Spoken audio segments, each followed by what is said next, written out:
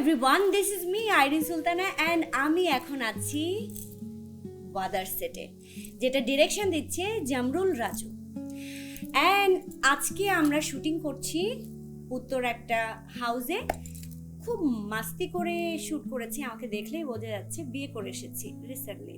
And এই বিয়েটা কিভাবে হলো, কার সঙ্গে হলো অ্যান্ড কিভাবে হলো সেটা দেখতে চোখ রাখুন বাংলা রিলসে।